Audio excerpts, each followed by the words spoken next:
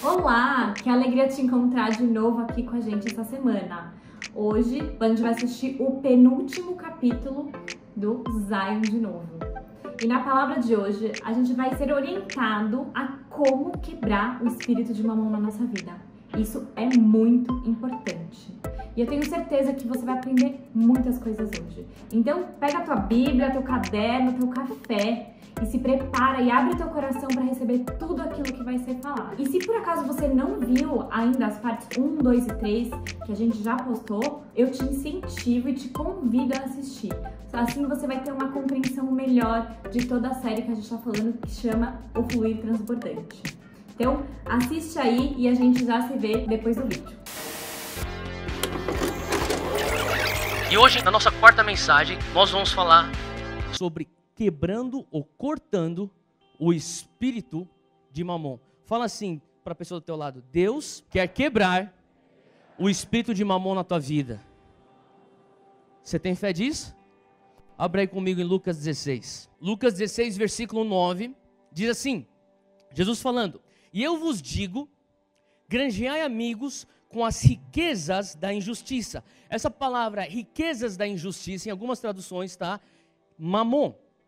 Tá? E essa palavra mamon, ela é mencionada por Jesus 3 vezes. Você vai encontrar nos evangelhos essa palavra 4 vezes, só que a quarta vez é a repetição da terceira vez numa outra ótica do evangelho. Então, na realidade, Jesus falou isso 3 vezes. O que Jesus quis dizer quando ele menciona mamon 3 vezes? É isso que nós vamos ver hoje. Versículo 9: E eu vos digo, granjeai amigos com as riquezas da injustiça, ou com o mamon, para que quando estas vos faltarem. Em algumas traduções, eu vou voltar aqui para o original do King James, ou pelo menos o mais perto do original, que é o King James. Quando estas vos faltarem, é a tradução quando você morrer.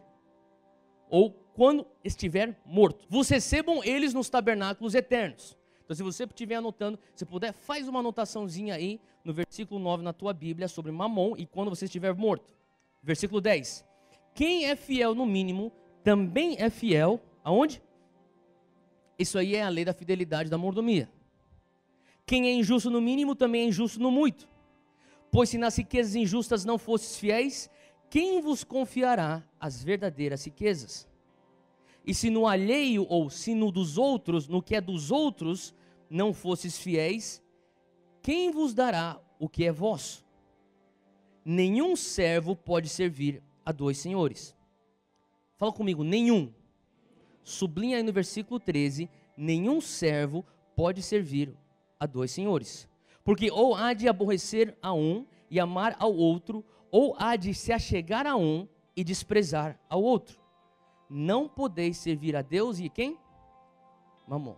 O que Jesus está falando aqui? Jesus está falando assim, ó, ninguém pode servir 2 senhores. O que quer dizer ninguém? Ninguém. Não é óbvio isso? E por que Jesus quer enfatizar tanto que ninguém pode servir 2 senhores? Porque ele já estava prevendo que lá na frente sempre vai ter um engraçadinho que pensa, acho que eu vou conseguir. E Jesus está falando, não, você não está entendendo. Ninguém. Não sou eu que estou falando, é a tua Bíblia que está falando e está em letra vermelha. Em outras palavras, Jesus que está falando. Ninguém pode servir 2 senhores. Então, se ele falar assim, ou você vai servir a Deus, ou você vai servir mamon. Eu começo a pensar, por que Deus não falou assim, ninguém pode servir 2 senhores? Ou ele servirá a Deus, ou ele servirá lascívia.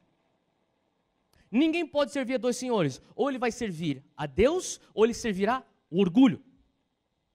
Ninguém servirá a 2 senhores. Ou ele servirá a Deus, ou ele servirá corrupção. Quer dizer, deve ter tantos espíritos malignos aí para a gente conseguir colocar no lugar de mamon, mas Jesus escolhe especificamente falar mamon.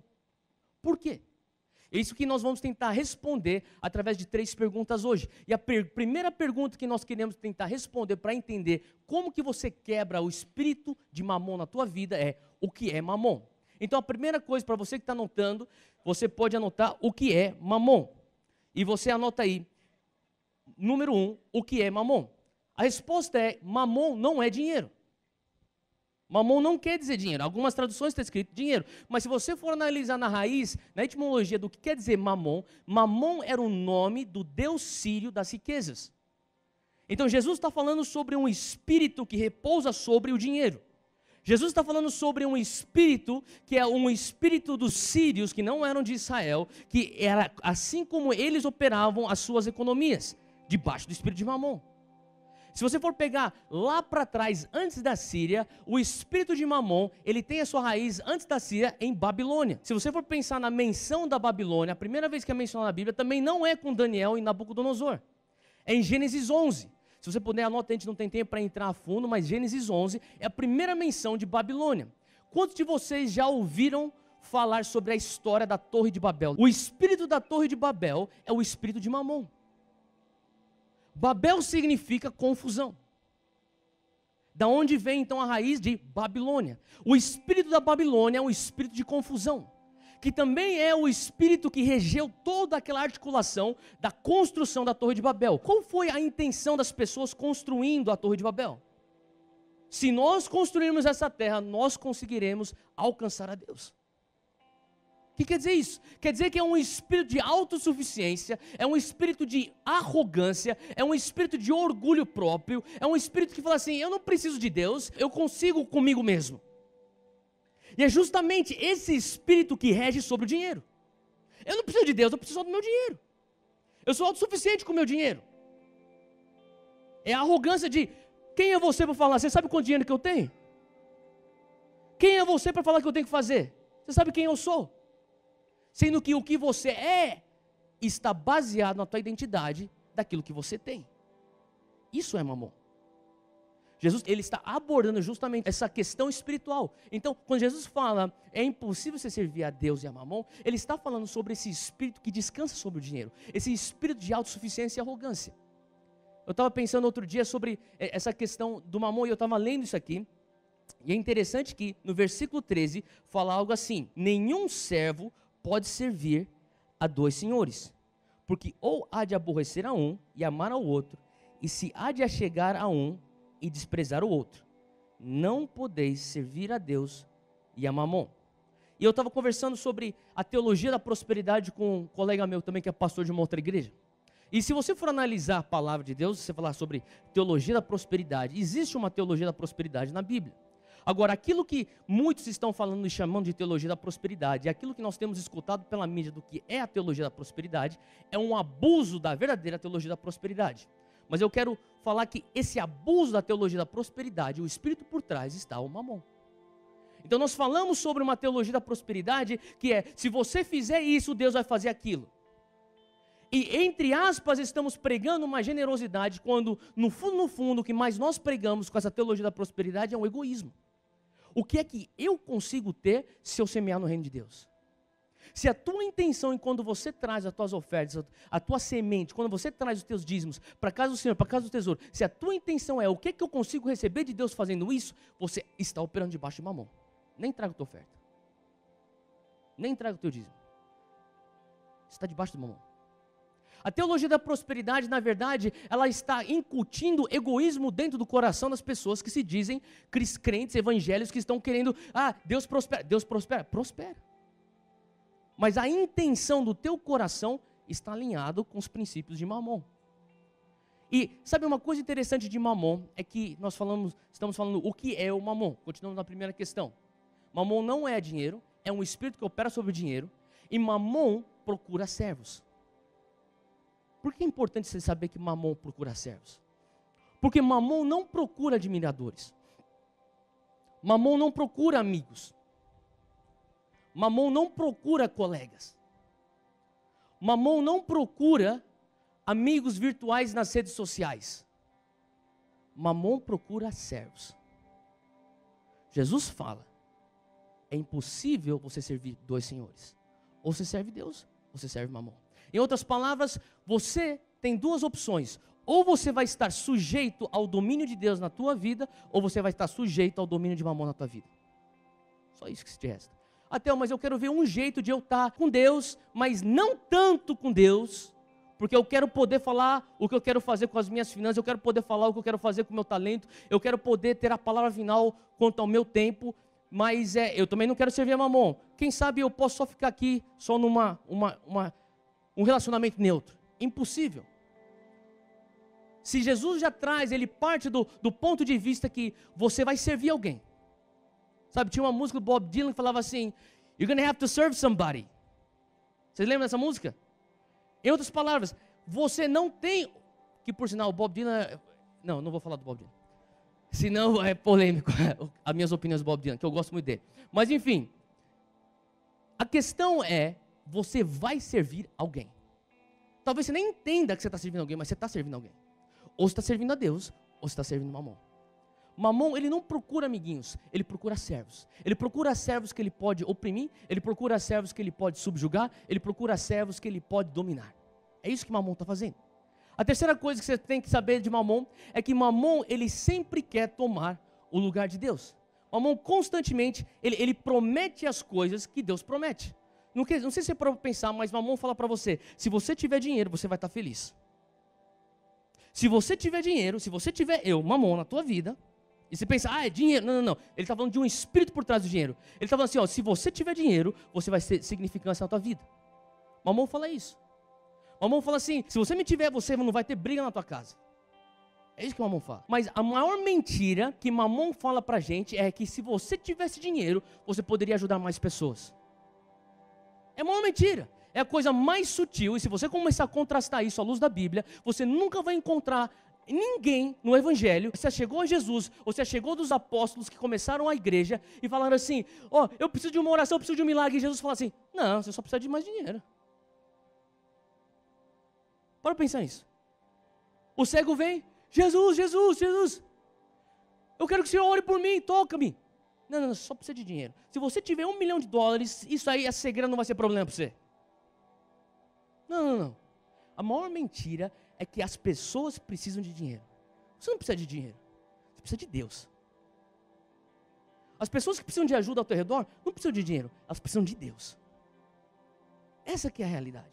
E é uma coisa muito sutil. Eu lembro quando eu tinha acabado de fazer 18 anos de idade, eu era bem mais novo que eu era agora. Todo mundo bate o carro logo que você tira a carta, né? Pelo menos a maioria das pessoas. Eu lembro que eu bati o carro assim, 3, 4 semanas depois que eu tirei a carta. Mas o meu amigo também não foi diferente, ele bateu o carro, ele estava nesse conflito de como é que eu vou falar pro meu pai que eu bati o carro que ele acabou de me dar, e eu acabei de tirar a carta e já bati o carro. Quem já experimentou essa situação?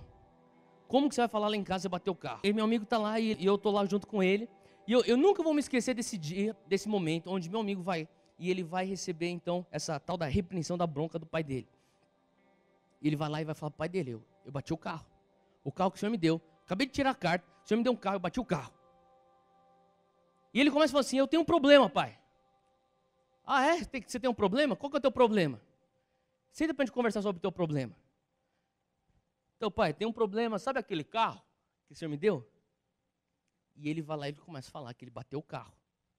E ele fala assim, acho que o conserto vai ser caro, pai. E eu nunca me esqueci que o pai dele falou, homem, temente a Deus. Ele falou uma coisa que me marcou, ele falou assim, você não tem um problema. Você bateu o carro. Dinheiro conserta o carro batido. O dia que você estiver diante de alguma coisa que o dinheiro não conserta, aí você tem um problema. Enquanto você estiver diante de algo que o dinheiro pode consertar, isso não é problema. E quando você estiver diante de algo que o dinheiro não consertar, Deus pode. E eu comecei a parar para pensar, falei assim, quão sutil é a mentira do diabo que os nossos problemas são baseados naquilo que o dinheiro pode ou não pode fazer. Se você tem uma situação que o dinheiro pode consertar, aquilo lá não é um problema. O dinheiro pode consertar. E se você estiver diante de algo que o dinheiro não pode consertar, aí sim você tem um problema e Deus pode consertar.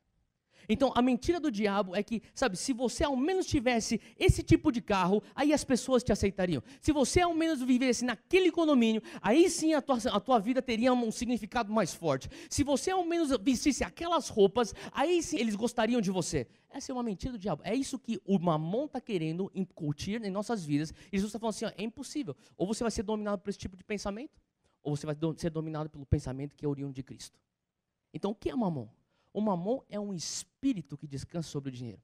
Um espírito de arrogância e autossuficiência que está sobre o sistema monetário. E você pode escolher, o meu sistema monetário fica debaixo do espírito do Mamon ou ele fica debaixo do espírito de Deus. A outra coisa que Mamon é, o segundo ponto, o dinheiro é maligno. E quando nós respondermos essa questão, você vai começar a entender um pouco melhor sobre como você pode quebrar Mamon de suas vidas. O dinheiro é maligno. Abre comigo em 1 Timóteo 6, versículo 10. Fala assim, porque o amor do dinheiro é a raiz de todas as espécies de males. E nessa cobiça, alguns se desviaram da fé e se traspassaram a si mesmo com muitas dores. O que quer dizer isso? Vamos ler de novo. Porque o amor do dinheiro é a raiz de todos os males. Se você puder, sublinha isso aí. A resposta para isso: o dinheiro é maligno? Não, o dinheiro não é maligno. Então, o dinheiro é benigno? Não, o dinheiro não é benigno. O que o dinheiro é? É neutro. E você escolhe fazer o teu dinheiro maligno ou benigno. O dinheiro é neutro. Isso pode até assustar alguns, mas todo dinheiro tem um espírito sobre ele. Todo dinheiro tem um espírito sobre ele. Economia é uma coisa muito mais espiritual do que você imagina. Todo dinheiro tem um espírito sobre ele. Até uma idade que você já está viajando. Como assim o dinheiro? Tanto tem um espírito sobre ele que o dinheiro fala. Quem já escutou o dinheiro falar com você? Você escuta todo dia, só que você não percebe. Toda hora o dinheiro está falando com você. Não, vai faltar. Não faz isso, não, nem sonha assim, não, porque senão você vai se decepcionar. Não comece a ter essas ideias aí, você vai acabar machucado. Você vai ficar pobre desse jeito. O dinheiro está constantemente falando com você. Ele tem um espírito sobre ele. O dinheiro tem um espírito e você pode decidir qual que é o espírito que vai ficar sobre o teu dinheiro. Se é o espírito de Cristo ou o espírito de Mamon. Sabe, se você for pensar, como é que você põe o espírito de Deus sobre o teu dinheiro? Você tira os 10% que é de Deus para ele depositar então e tirar os teus 90% debaixo da maldição e pôr a bênção sobre ele. E uma vez que você tem então, sabe, uma das coisas que eu falo com a Júnia é, todo o dinheiro que tiver na nossa conta é abençoado. Como que é abençoado, Theo? Porque você dá para as missões? Parte dele vai para missões. Porque você dá para a obra do reino de Deus? Parte daquilo vai para a obra do reino. Mas outra parte vai para as nossas despesas, vai para outras coisas que nós precisamos, vai para o nosso próprio lazer também. Mas o que determina se o dinheiro que está na minha conta é abençoado, não é o destino que ele está indo, mas sim de onde ele veio. Se ele já passou pelos 10% que foi redimido e foi entregue a Deus, os 90% então se tornam redimidos. Debaixo da maldição, agora está debaixo da bênção. Faz sentido o que eu estou falando? Então o dinheiro não é maligno. O dinheiro também não é benigno. O dinheiro é neutro. Você escolhe como e que espírito você põe em cima do teu dinheiro. Eu estava meditando essa semana sobre esse versículo de 1 Timóteo 6,10. Porque o amor do dinheiro é a raiz de toda espécie de males. E nessa cobiça, alguns se desviaram da fé e se transpassaram a si mesmos com muitas dores. E eu comecei a assistir jornal, eu estava assistindo jornal, algumas entrevistas e também lendo jornal, e eu comecei a ver toda a situação no nosso país. A situação da corrupção. Alguém mandou para mim um link de um programa, de um talk show de comédia, acho que da Inglaterra, onde eles estão fazendo piada da situação do Brasil. Quem viu esse clipe na internet? E eu comecei a olhar para aquilo lá, e eu ri. Eu vou confessar para você que eu ri. Mas depois eu fiquei triste. Eu falei, Deus, olha isso. E era como se Deus falasse para mim, sabe, o Brasil tem que escolher seu Senhor. Ou o Brasil serve a Jesus, ou o Brasil serve Mamon. A palavra de Deus traz muita convicção, e muitas vezes nosso coração é tão rápido para julgar. Eu não estou falando que eles não estão errados, porque eles estão errados mesmo. Mas o que eu estou falando é que o Senhor começou a falar para mim, e a corrupção no teu coração? E se tem uma coisa que eu tenho escutado do Espírito Santo em todo esse momento que eu tenho lido as manchetes do jornal, eu tenho acompanhado tudo que está acontecendo com essa crise no nosso país, tem sido o Senhor falando para mim assim, que o teu coração se encontre tendo Jesus como Senhor e não Mamon. Porque se você não tiver Jesus como teu Senhor e tiver Mamon como teu Senhor, naquelas circunstâncias que aqueles deputados, daqueles empreiteiros, todos aqueles que estiverem lá, você provavelmente estaria fazendo a mesma coisa. Eu comecei a parar para pensar e falei, Senhor, é verdade. E eu comecei a falar assim, Deus, eu quero me assegurar que o Espírito que está sobre o meu dinheiro, o Espírito que governa o meu coração, é o Espírito do Senhor Deus. É o Espírito de Jesus, não o Espírito de Mamon. Agora, olha só, volta para aquele texto de Lucas 16. Lucas 16, 9. E eu vos digo, granjeai amigos com as riquezas da injustiça. A gente acabou de ler isso. Granjeai amigos com Mamon. Para que quando estas vos faltarem, ou quando você morrer, vos recebam eles nos tabernáculos eternos. Vou ler mais uma vez. E eu vos digo, granjeai amigos com as riquezas da injustiça, para que quando essas vos faltarem, ou quando você morrer, vos recebam eles nos tabernáculos eternos. O que quer dizer esse versículo? Eu queria que você olhasse no versículo 9, e o que significa esse versículo? Significa que você vai, enquanto você tiver mamão na tua mão, dinheiro ou a riqueza injusta, você vai começar a comprar bastante amigos e falar assim, ó, seja meu amigo que eu vou pagar a conta, a gente vai para aquele restaurante, eu vou pagar a conta. Seja meu amigo que eu vou começar a pagar coisas para você. Seja meu amigo que quando você vai comigo, você vai ganhar presentes bons. E você vai ficar cheio de amigos, para o dia que você tiver com necessidade, você fala assim, você lembra daquela época que eu te dei muita coisa e agora eu tô precisando de ajuda, você, por favor, né?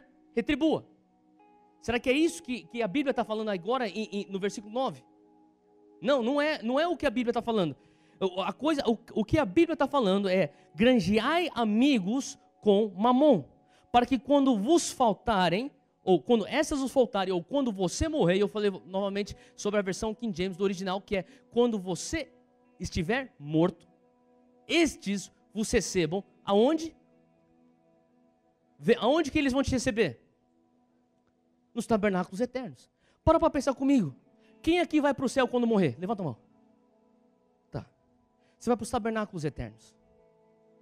Se os teus amigos estiverem nos tabernáculos eternos, quer dizer que eles também foram salvos. Não é verdade? Então, se eles estão lá para te receber nos tabernáculos eternos, quer dizer que o que a Bíblia está dizendo aqui, que quando você está granjeando amigos com teu mamon ou com riqueza da injustiça, você está investindo na salvação de pessoas para que eles também se acheguem aos tabernáculos eternos e lá te encontrem nos tabernáculos eternos. O que Jesus está falando? Versículo 16, 9. Ele está falando assim, com o teu dinheiro que você tem aqui na terra, invista no reino dos céus, para que através do investimento financeiro que você faz no reino dos céus, haja então a conversão de finanças para salvação, e assim muitas pessoas vão ser salvas e elas vão te receber nos tabernáculos eternos. Eu conto um pouco das minhas histórias e de 2000 a 2003 eu servi como missionário de Jocum. E a única razão pela qual eu estive lá servindo como missionário de Jocum foi porque pessoas doaram e fizeram aquilo ser possível. Eu estava no campo missionário e eu recebia ofertas, eu recebia doações e pessoas financiando o meu ministério missionário. E sabe, a realidade é que eu vi pessoas vindo para Jesus, e nós vimos milagres, e nós vimos coisas acontecendo, e eu vi pessoas tomando decisões, sendo batizadas, falando sim a Jesus, ao sacrifício da cruz, mas a realidade é que, sabe, eu creio que muitos de nós vamos ficar surpresos, que quando nós chegarmos aos céus, vão ter pessoas que estão falando assim, porque você investiu no reino dos céus, eu fui salvo. E você pode falar assim, cara, eu nunca lembro de ter pregado o evangelho para você. E talvez a pessoa responda, você lembra daquele missionário? Lembro. Ele pregou o evangelho para mim. Sabe por que ele estava pregando o evangelho para mim? Porque você, através da tua doação, das tuas finanças, possibilitou com que ele pregasse o evangelho para mim. Eu não sei você, mas eu quero poder chegar no céu. E eu quero poder entender que eu fiz, versículo 9. Eu cumpri o versículo 9. Eu granjeei amigos através do meu dinheiro. Eu pude investir para ver então a salvação, e eu quero ser recebido nos céus por uma multidão de pessoas que falam assim, Theo, eu estou salvo porque você financiou o missionário que chegou para mim para pregar o evangelho. Faz sentido o que eu estou falando? Sean Smith contou uma história que eu acho que ele contou tão rápido, eu pensei, bem que ele podia contar um pouco mais detalhes, mas ele contou a história de um missionário chamado Adoniram Judson. Adoniram Judson foi o primeiro missionário norte-americano a entrar em Mianmar, ou Burma na época e hoje Mianmar. Quem já escutou falar sobre o país Mianmar aqui? Levanta a mão. Tá. Tiveram alguns conflitos, estiveram nos jornais recentemente, mas antigamente o país Mianmar se chamava Burma. Em 1815, Adoniram Judson, ele era um jovem de 24 anos de idade, e ele se converteu, na verdade ele cresceu num lar cristão, ele era filho de pastor, ele se desviou, eu amo biografias sobre avivalistas, ele é um dos grandes avivalistas do passado, e Adoniram Judson, ele se converteu, ele se desviou, e mais tarde na vida dele, com 22 anos de idade, se converte, ele volta a ter um encontro com Jesus. E quando ele volta a ter um encontro com Jesus, ele é discipulado debaixo de um homem que ensina a Bíblia dele e fala sobre missões, fala sobre a grande comissão. E ele decide, então, eu vou ser um missionário. E ele conversa com a sua igreja, a igreja dele fala assim, nós vamos te enviar para o campo missionário se você casar. Então ele casa com a sua esposa de 24 anos, ele tinha 25, ela tinha 24. No dia seguinte ele é ordenado missionário. E em questão de meses eles já estão sendo enviados para a Índia como missionários. Eles chegam na Índia, e a coisa interessante é que a vida dele, ele no trajeto para a Índia, a esposa está grávida, eles estão de navio saindo da América do Norte até chegar à Índia, e a esposa está grávida, no processo de chegar na Índia, ela perde o bebê. Então, o primeiro filho, Adoniram Judson, morre. Ele chega na Índia e ele começa a ser perseguido pelos indianos lá, e eles falam para ele, você não pode ser mais missionário aqui. Então ele e William Carey, alguns de vocês já escutaram falar sobre William Carey, que foi um outro grande missionário que estava na Índia já e recebeu Adoniram Judson. Ele fala assim, William Carey fala para ele, vamos então considerar ou irmos para um lugar na Índia que não está alcançado ainda, onde nós não vamos ser tão perseguidos e conseguiremos fazer a obra do ministério, ou vamos voltar para a América e voltar para a Europa. E Adoniram Judson fala assim, não, eu tenho no meu coração Burma. Deus falou para mim, Burma. E William Carey, que é um dos maiores missionários, fala para ele, Burma é muito escuro. Você não vai sobreviver Burma. Não vá para Burma. Eles vão te matar lá. E Adoniram Judson, com 25 anos, pega a sua esposa de 24 anos e eles vão para Burma.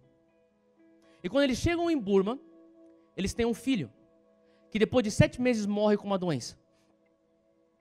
E pelos seguintes anos, ele e sua esposa se adoeceram com diversas doenças tropicais que eles não estavam acostumados lá no sul da Ásia. E lá ele então começa a batalhar aquilo que é um trajeto que foi 35 ou 36 anos de ministério lá em Burma. Os relatos históricos dizem que ele foi só ver a primeira conversão dele depois de 6 anos batalhando naquele lugar. A primeira coisa que ele foi fazer, ele foi aprender a língua deles lá em Burma. Ele começou então a traduzir a Bíblia. Um processo que levou ele 18 anos. Traduzir a Bíblia. E ele não traduzia do inglês, ele pegava do grego, do hebraico, do original, e traduziu a Bíblia grega do Novo Testamento, pegou o hebraico do Velho Testamento e traduziu aquilo em burmês. Ele começou a traduzir a Bíblia, e ele fala que, nos relatos históricos, falam que ele se adoeceu constantemente ao longo daquele trajeto. E engraçado que ele é preso novamente por pregar o evangelho através da perseguição de budistas lá em Burma. Ele é preso, ele é jogado na cadeia, e a esposa dele tenta cuidar dele na melhor medida possível. Assim que ele sai da cadeia, a esposa morre com uma doença. Ele tem uma outra filha que já era nascida, e essa filha, 3 anos depois, morre. Então ele já enterrou o filho dele de 7 meses, ele enterrou a primeira esposa dele, ele enterra o segundo filho, ele casa de novo para mais tarde essa segunda esposa morrer de novo em Burma com uma outra doença, e ele continua pregando o evangelho. Depois de 6 anos pregando o evangelho, o primeiro homem burmês aceita Jesus e é convertido e é discipulado por ele. Depois de 6 anos. E a história conta sobre torturas, a história conta das diversas vezes que ele foi jogado na cadeia, a história conta de diversas enfermidades. E para concluir uma história muito comprida, hoje, Adoniram Judson é tido como o maior missionário de Burma. E hoje ele era um missionário batista, da Convenção Batista, foi enviado pela Convenção Batista. E Adoniram Judson, até o final da sua vida, primeiro convertido depois de 6 anos, até o final da sua vida ele tinha plantado 100 igrejas em Burma, com mais de 8.000 conversões. E hoje, lá em Burma, existe um feriado nacional, todo mês de julho, que se chama Judson Day, o dia de Judson.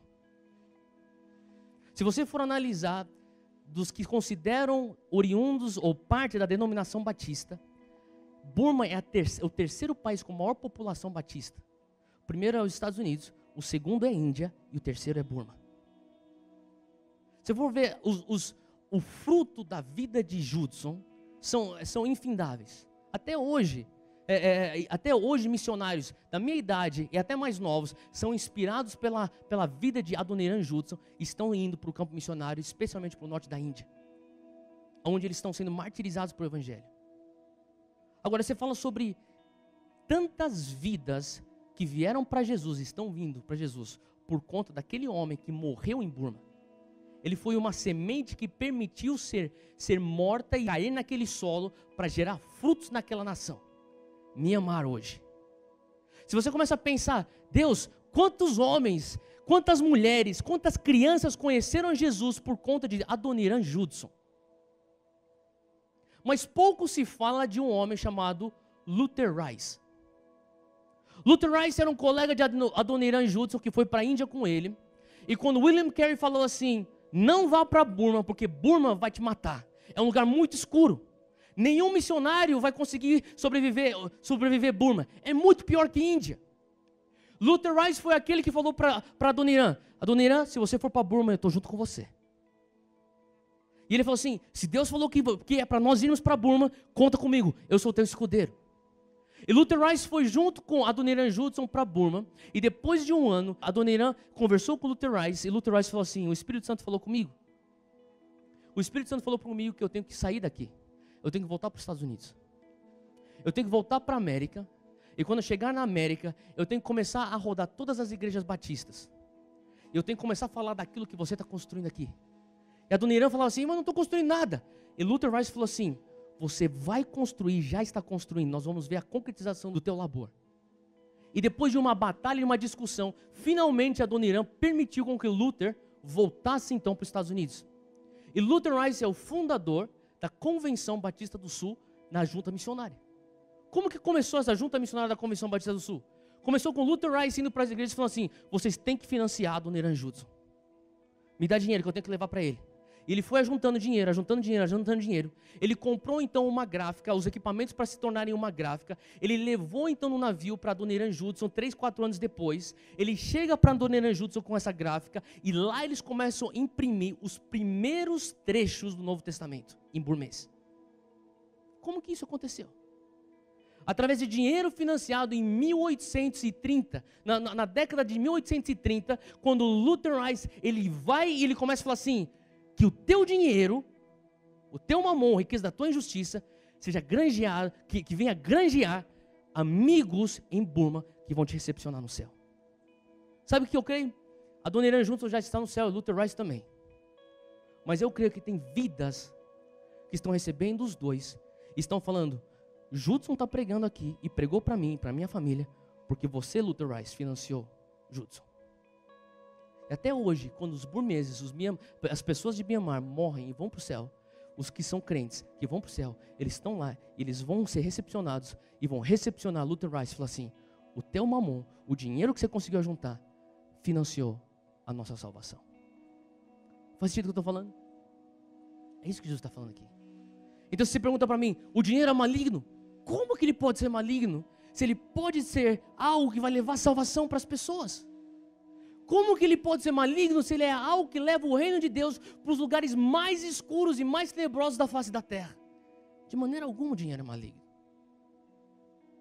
O dinheiro, ele é neutro. E você tem nas suas mãos a opção do que fazer com o teu dinheiro. Olha só a terceira pergunta hoje, para nós finalizarmos. O que fazer com o dinheiro? Eu já posso te dar a resposta bem rápida: seja um bom mordomo do teu dinheiro. Essa é a primeira resposta que eu te daria. Seja um bom mordomo do teu dinheiro. Talvez você está pensando assim: Theo, esse tipo de pregação, essa aí não é para mim. Porque eu não tenho nem dinheiro para ser fiel.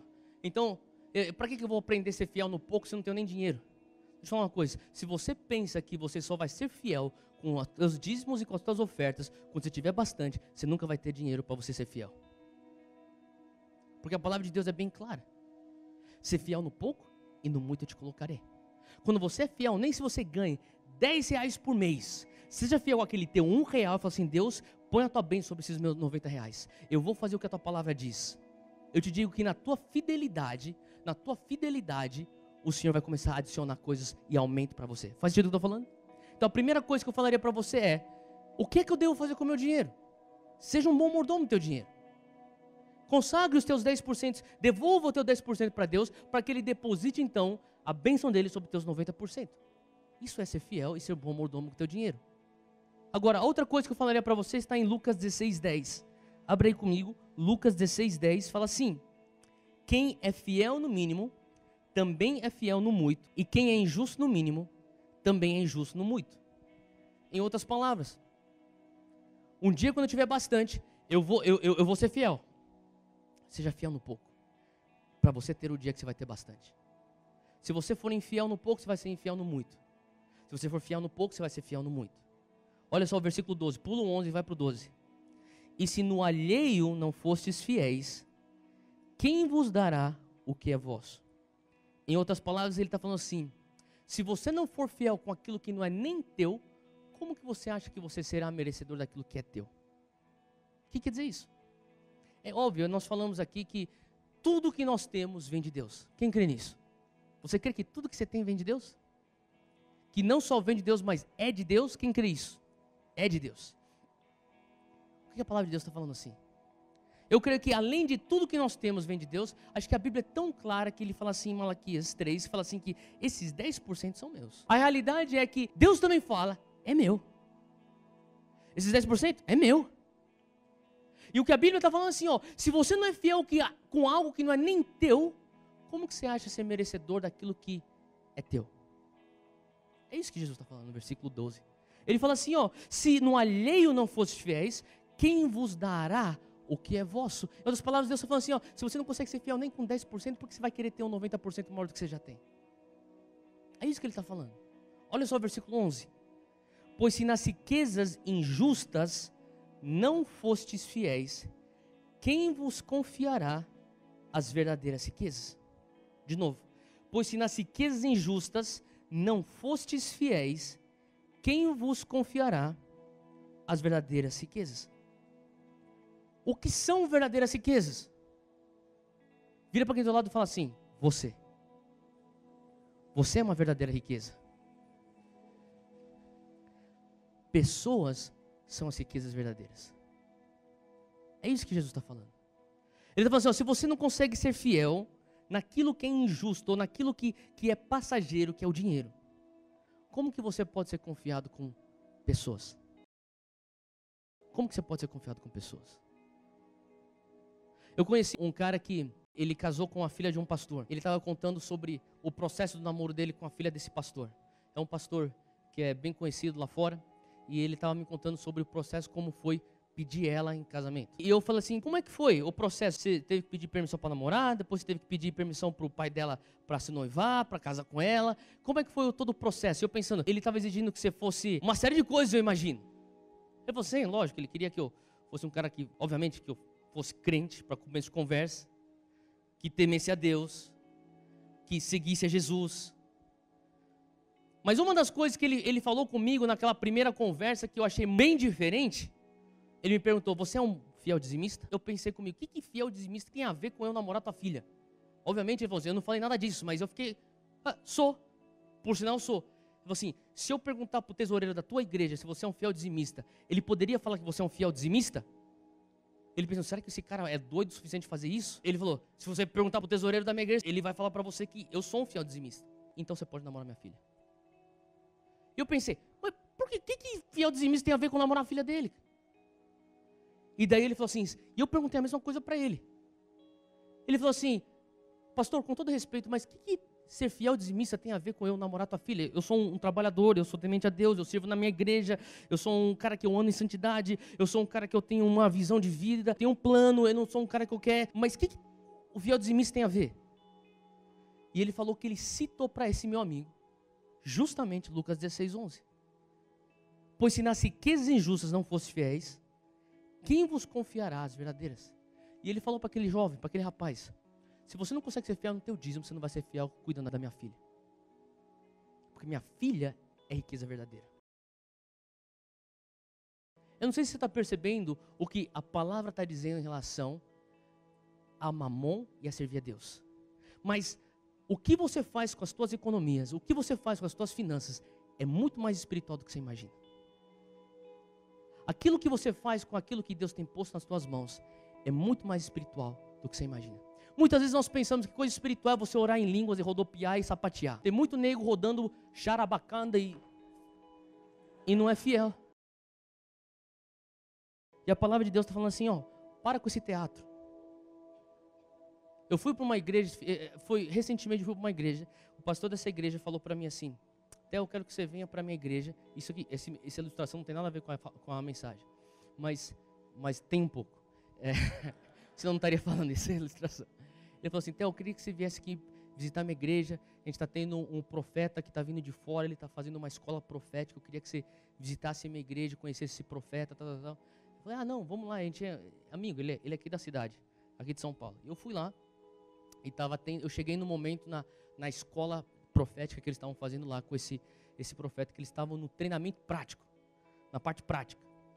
E a parte prática era que todos que participaram do curso, obviamente eu não participei, mas eu vim só como convidado para um visitante. E eu estava assistindo, então por isso eu não estava participando. Estava assistindo e eu via todos os participantes dessa escola profética, eles tinham que pegar o microfone e profetizar.